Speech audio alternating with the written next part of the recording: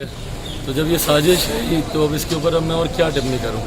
हकीकत है कि जिस तरीके से जनता दल यूनाइटेड पूरी तरीके से बौखला चुकी है, जिस तरीके से माननीय नीतीश कुमार जी अपनी हार से ऑलरेडी हताश हो चुके हैं, ये तो बात वो मान ही चुके हैं ना कि हार तो रहे ही हैं। जिस तरीके से ओपिनियन पोल्स या सर्वे जो उनके इंटरनल हो रहे हैं उसमें ये बात स्पष्ट है कि मुख्यमंत्री हारे हैं। उसके बाद मेरे ऊपर व्यक्तिगत आरोप करें, जो बोलना है बोलें।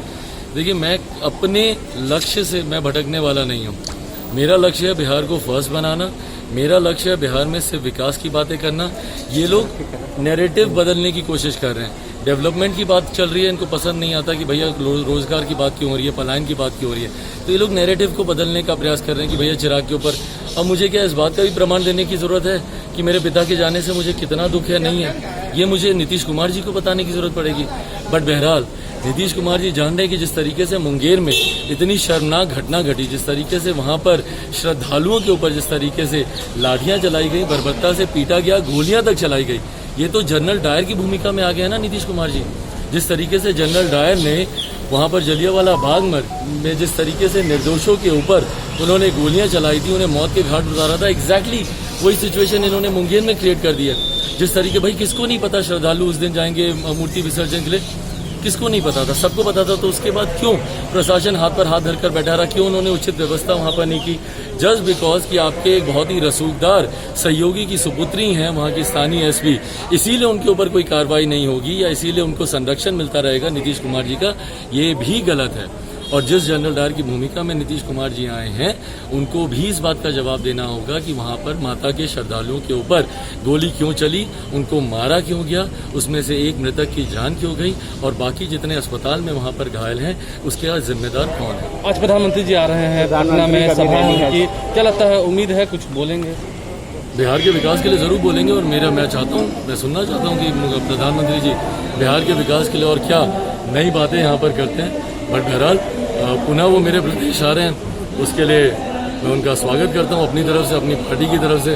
2014 के बाद पहली बार एक ऐसा मौका है जहाँ पर वो मेरे प्रदेश आ रहे हैं और मैं उनसे राजनीतिक परिस्थितियों की वजह से मिल नहीं पा रहा, तो उनसे मिलना नहीं मिल पाना जरूर मुझे थोड़ा सा करता है। बट बहरहाल प्रधानमंत्री जी का स्वागत। आखिरी सवाल यह है कि जब प्रधानमंत्री पद के लिए नरेंद्र मोदी का चयन हुआ था, उस वक्त इसी जेडीयू पार्टी ने गठबंधन को तोड़ दिया था और आज फिर से प्रधानमंत्री के साथ मंच साझा करके 2014 में भी मौजूदा मुख्यमंत्री की प्रधानमंत्री बनने की ख्वाहिशें थी।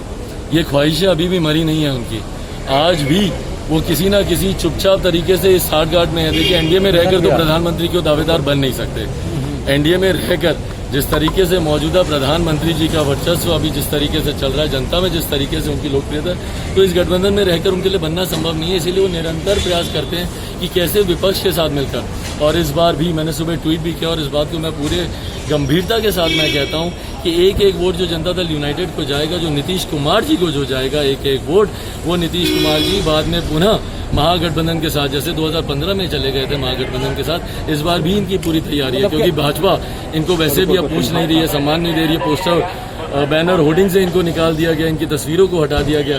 कुछ दिन पहले तक यही मेरे लिए बोलते थे कि भैया प्रधानमंत्री की तस्वीर का आप इस्तेमाल नहीं कर सकते, अब खुद प्रधानमंत्री जी ने इनको अपनी तस्वीरों से निकाल दिया।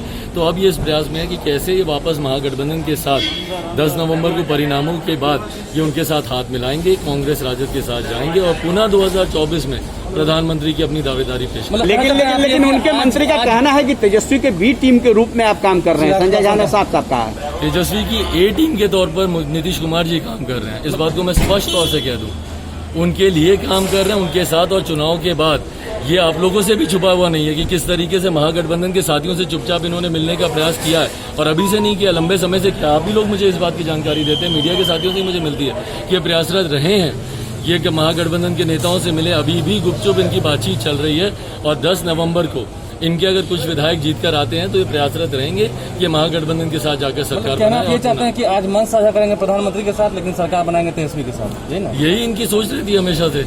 ये जिनका साथ देते हैं 2014 में, जिनके खिलाफ 2014 से पहले जिनके खिलाफ थे, लालू जी के खिलाफ थे, उसके बाद उन्हीं के साथ मिलकर सरकार इन्होंने बनाई और उसके बाद हमारे प्रधानमंत्री जी के खिलाफ थे, आज उन्हीं के साथ मिलकर मन साझा कर रहे हैं। तो जिनके साथ ये रहते हैं उन्हीं की पीठ में छुरा भोंकते हैं। Thank you sir. हो गया बस ये।